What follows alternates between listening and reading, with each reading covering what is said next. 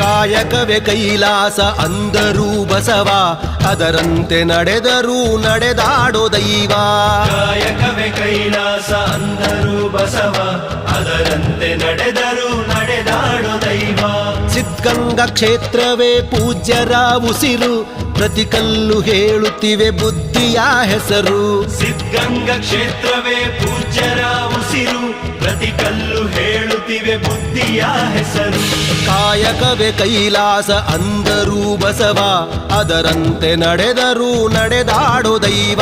ಕಾಯಕವೇ ಕೈಲಾಸ ಅಂದರೂ ಬಸವ, ಅದರಂತೆ ನಡೆದರೂ ನಡೆದಾಡೋ ದೈವ.